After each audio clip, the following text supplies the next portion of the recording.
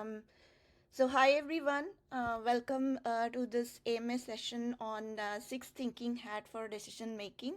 I'm Madhumita Mantri. I'm a product lead at Startree, which is an upcoming uh, startup in Bay Area in real-time analytics and anomaly detection space. And as you have seen my post, decision making, I always felt it's a daunting task for me, and was trying to improve on this. And one of the conversations I was having with Vivek, and he mentioned about six thinking hat, and I was really curious to how to use it, apply it. So I have him today in the speaker stage, and I really want the session to be interactive. So if you any of you have any questions or you want to share your views, you can raise your hand and I can invite you to the stage. So with that, I'll kick off and I'll request Vivek for his introduction. And Vivek, I would like to hear a couple of things from you. One is your career journey and success recipe for your career success in product, and something not on your LinkedIn profile. Thank you so much for that, Madhu. It is so good to see so many familiar faces in the audience. So, thank you all for coming, and I hope we're able to make this well worth your time. To come back to your question, Madhu, so I'll give you guys a 20,000 foot overview of my background. I I was born in Bombay. I spent the first 10 years of my life in Tanzania, where my dad was working at the time. Most of my formative years in Bombay, where I went to middle school, high school, did my engineering degree, and then I came to the US in 2001 to do my master's in computer science. After that, I worked as a software engineer for a couple of years at Microsoft and followed that up with 15 years in product management in various places in various roles. I was at Microsoft first working on Office, then I spent 5 years at Google working on ads. I went to LinkedIn where I worked on the newsfeed and the homepage, the small startup that LinkedIn acquired. Followed that up with brief stint at Instagram on the growth team. And my last real job was at Amazon, where I was working on a product at the intersection of devices and services. Then I took a 2 year break. And then in the Feb of this year, I started my latest enterprise. I'm calling it Work Genie. The idea behind Work Genie is pretty simple. It's executive coaching for everybody. So just like Uber sought to be everybody's private driver, I want Work Genie to be everybody's coach.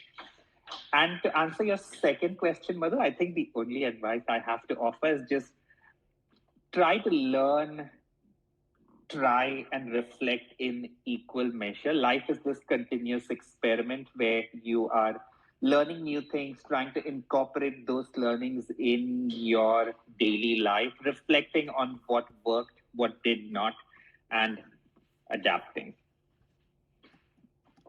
Awesome. Thanks a lot, Vivek, for a very nice intro. And it's so inspiring to hear your career journey. And it's been always a pleasure for me to chat with you and get your advice. And whenever I'm stuck, you help me, and I take that feedback and reflect. I think reflection is a key to learn and apply, and the continuous learning journey is extremely important.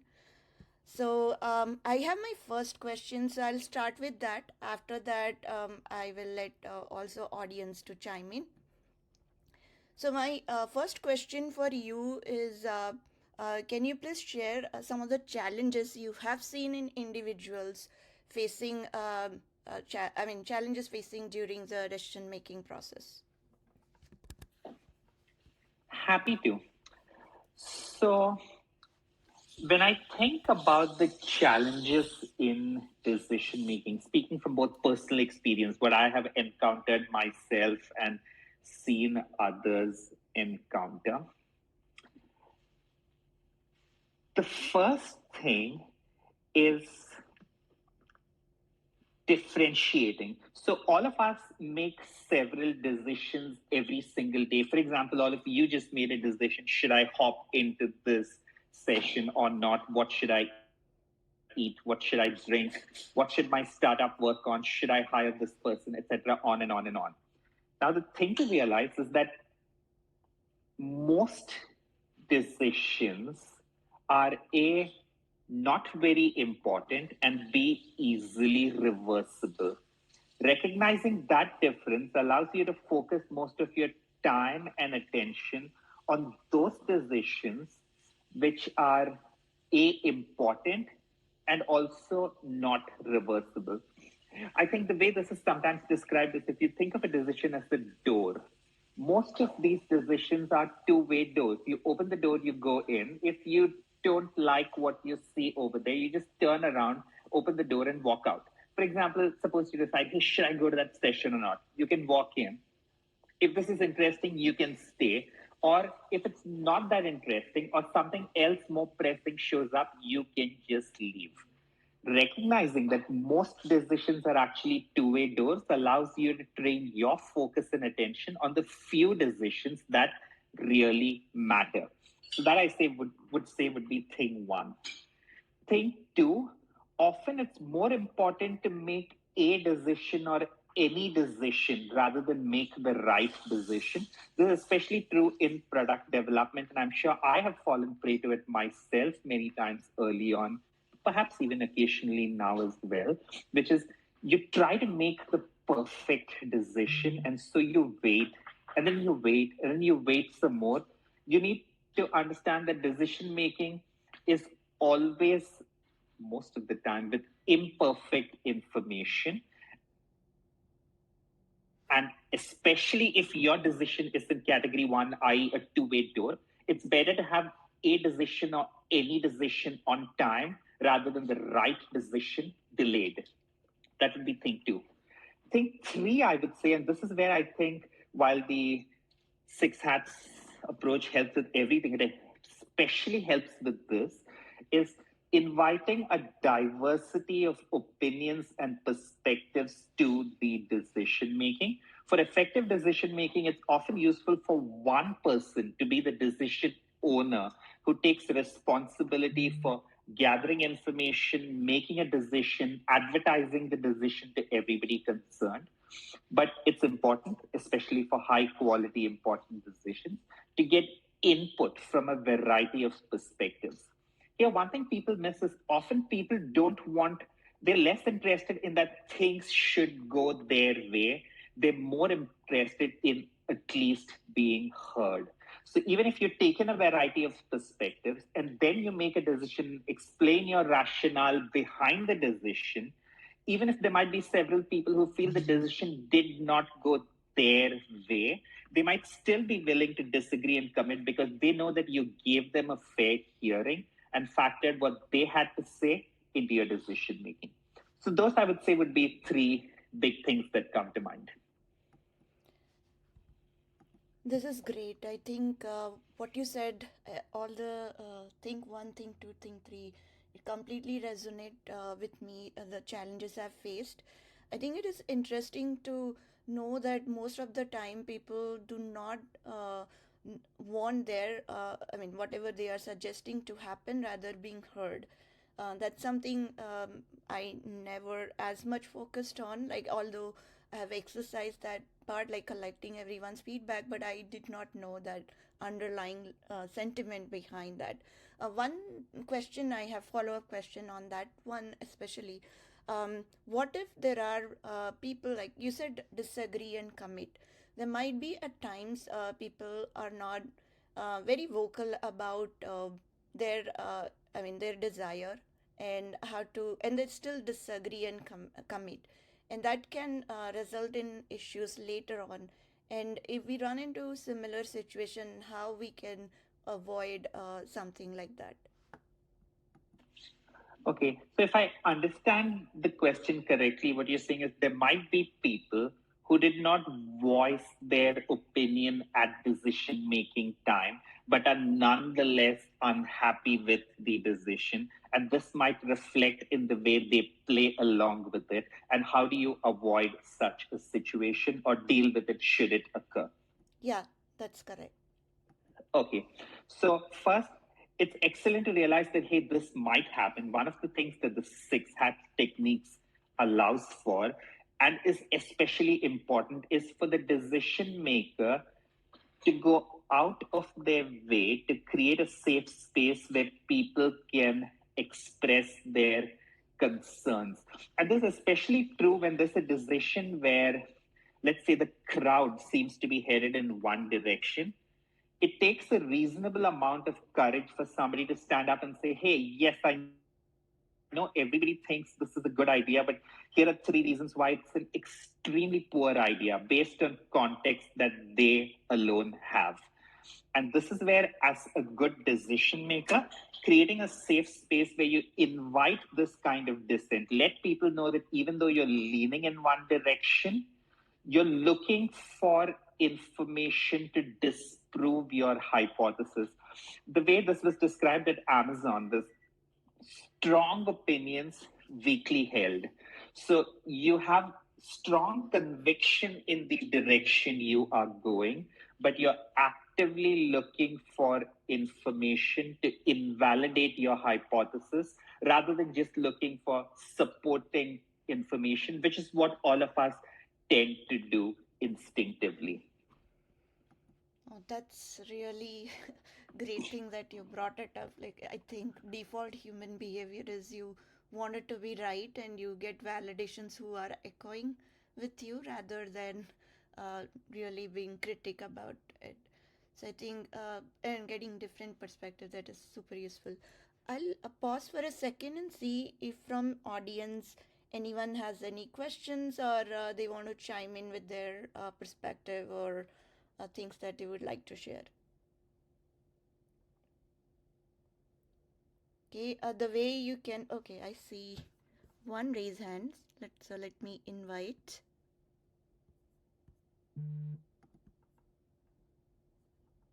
Oh, Arvind, I saw you raise your hand and you also dropped off, so I can't invite you unless you raise a hand. Okay. Yeah, I let you speak. I think you had to accept.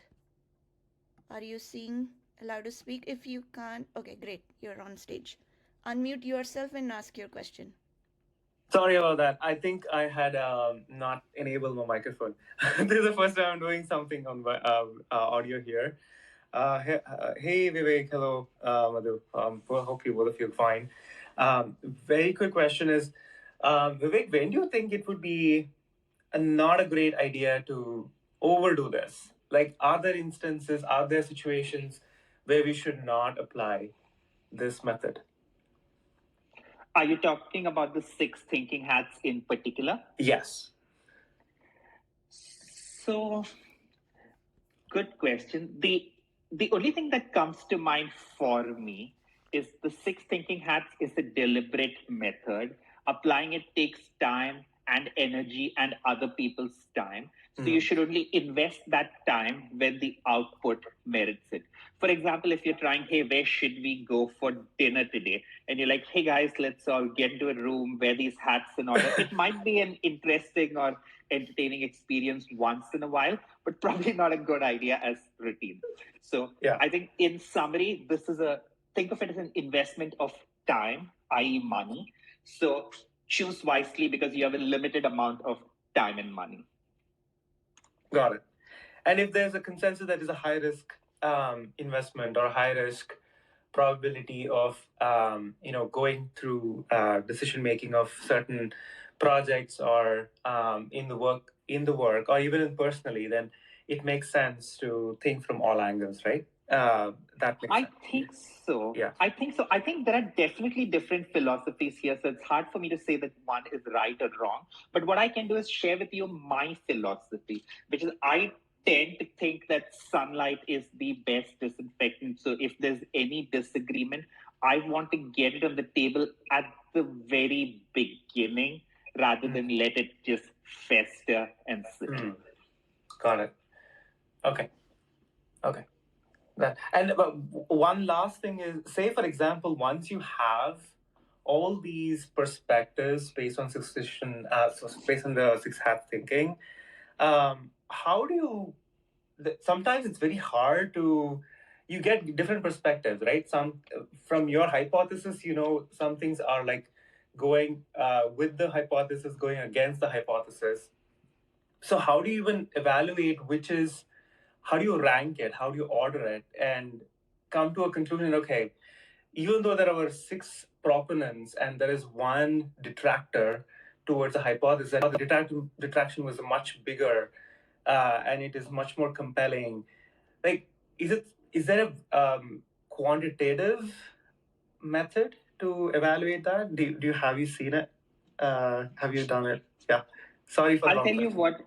No, I think I understand. So tell me if I have this correctly. But so uh, this thing which I read about long ago, which I've come to see is truer and truer and truer every day, which is while we think we use our head to make decisions based on pros and cons and all of these analytical models and tools. Repeated psychological research has shown that no, it's the opposite. We use our heart to make decisions and then use our head to rationalize the decision that we have already made.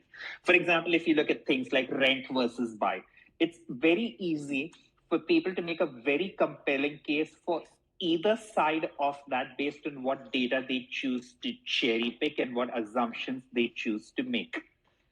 So the reason I bring that up here is I think you need to realize that at the end of the day, the red hat is probably the most useful to make a decision. The other hats set up the stage so that you have all the information which can help inform your intuition.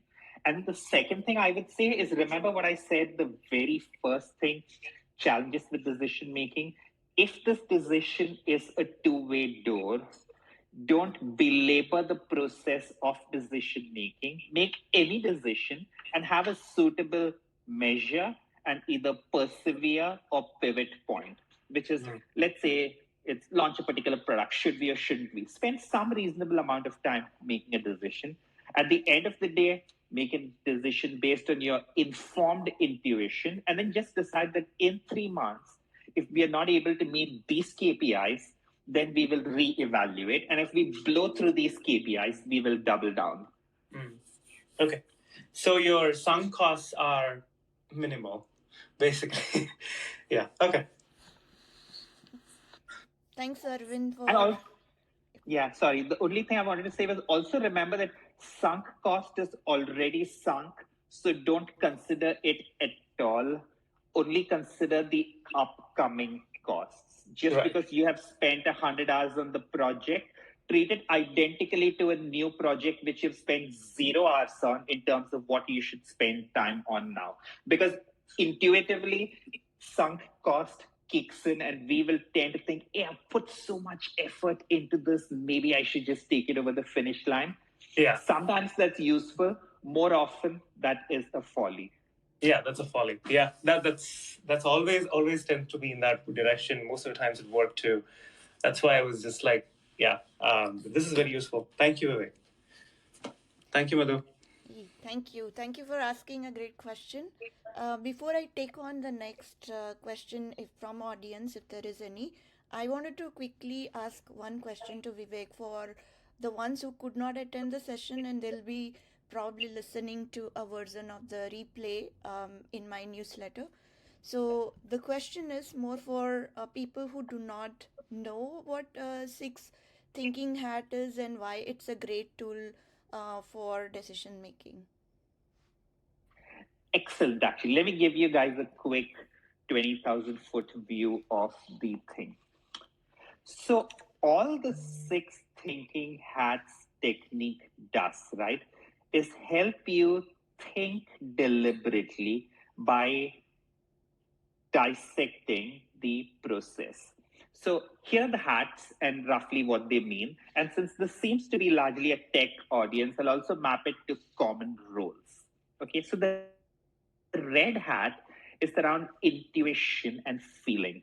What do people feel? Think about it as a lot of the kind of signal that user research tends to suss out in organizations.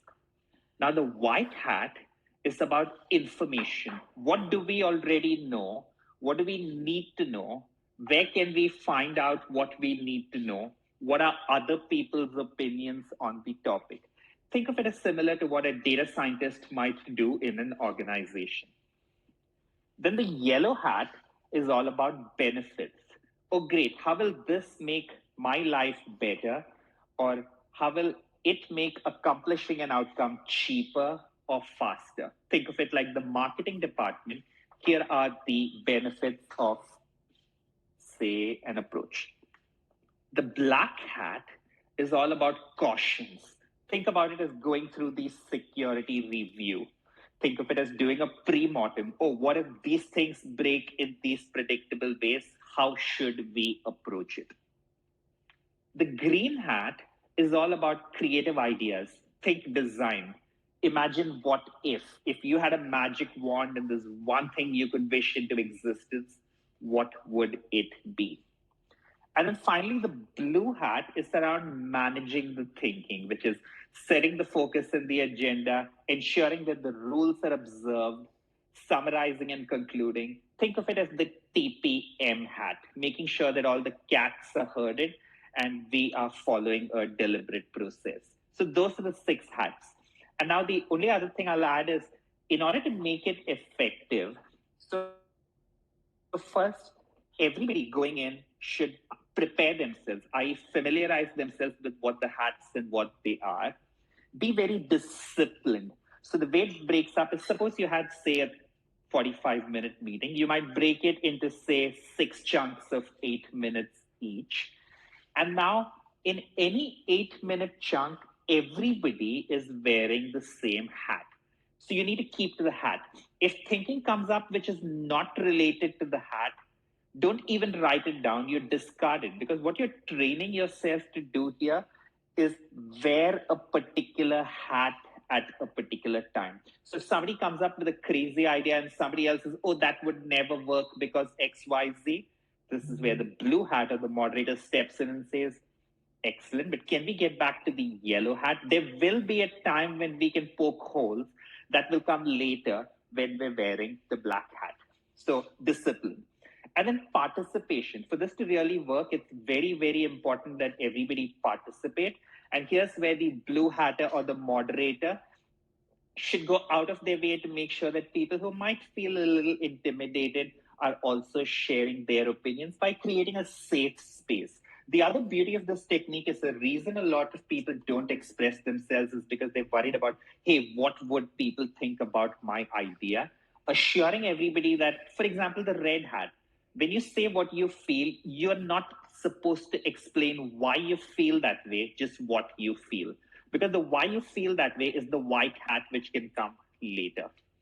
So those would be a few tips on that. I would say if you just type in six thinking hats into Google and watch, say, the first YouTube video or read the first article that comes up, you'll get a detailed review of these. And it's fascinating. Just do that and then think about how you can apply to things which you might do. First, easy things and then more complicated things. For example, though I joked at the beginning that, hey, you might not want to use this to pick a restaurant to eat at, in terms of practice, that might be a fun exercise. When you decide where to go out for dinner, let's say, hey, let's apply six thinking hats thinking to this and go about it that way. Thank you, Vivek. I think you explained it very beautifully. It's very interesting to know like how each thinking hats works. I have a quick follow-up question. Do you have any like I know you said try the simple one and the complex one. It is more for the application side.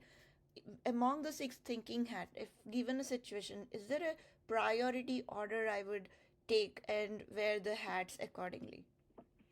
So often it's good to start with the blue hat. So you set the agenda for the session in terms of, hey, what are we going to accomplish? And then I would say the ordering of the hat depends on the nature of the problem you're trying to solve. Like, let's say you have a project where everybody is super bullish and enthusiastic and thinks that, hey, this is going to take over the world. It might be a good idea to get some black hat thinking in early on, where you're forcing people to think about, oh, what could go wrong? Follow that up with some green hat thinking in terms of how might we deal with each of these contingencies. But let's say there was a separate thing where the general atmosphere was, hey, this really isn't going to work, and how are we even going to do it? Then starting with yellow hat thinking early on in terms of, hey, here are all the benefits, all the things that could go right, might be really, really useful. Similarly, say if you were working on, say, growth marketing at Instagram, starting with the white hat and getting information might be useful in setting context for everybody. I could talk a lot more about this, but yeah, those are some basic things that come to mind. This is helpful. And do you recommend to use red hat only when it is needed, or red hat based on the situation, but not cannot be It's something that we actually the can start most with? important hat and an excellent hat to set the stage with. After the blue hat, in terms of, hey, here's what we're going to accomplish, often an excellent second hat is the red hat, where everybody spends under 30 seconds talking about what their current position on the issue at hand is without justifying it. And it's often also a great hat to conclude a meeting with, to see whether the thinking and the deliberation during the session helped influence people's opinions coming out of it. This is awesome. I think yeah, I mean, red hat is very important. It would help at least to understand the intent early on, Hey, and Madhu, are then you still there? yeah, I'm still there. Are you not able to hear me? Hello, are you able to hear me? While Madhu comes back, one follow-up question to Vivek is, usually we tend to think about, usually there's always, once you get comfortable as in a team working together, there's always a group think sometimes. And we tend to go along with easy decision making because we all agree. Right. Is it always a great idea to bring in external parties into that decision making and get their perspective? And when is a good time to do that? And when do we start realizing that a group thing is already set into the team? Excellent question. Yeah. Excellent question. So, Madhu, I saw your WhatsApp message. We are not able to hear you, but also the app shows you as being on mute. So, that might be a reason why. But as you figure that out, let me answer Arvind's question. So, Arvind, so first, it's always good to gather new perspectives. Having said that, what the six thinking hats thinking technique allows you to do is explicitly avoid groupthink. For example, if everybody is very bullish about this, say, SpaceX projects and getting somebody to Mars, and group thinking is, hey, it's all going to be nice and dandy. The fact that you deliberately need to wear the black hat forces you out of groupthink into the only conversations which are kosher for the next 8 minutes are what things should be cautious about. So it helps you avoid groupthink by making the thinking a very deliberate and disciplined process. That makes sense. So it's the culture within the team and within the org. It has to be embraced that we should be okay to voice our disagreements in open um, and not have to have 100%. An excellent thing to pair with the six hats thing is radical candor, which is worth looking up in itself, and yeah, another model that you should use up and down the org. 100%. Yeah. Okay.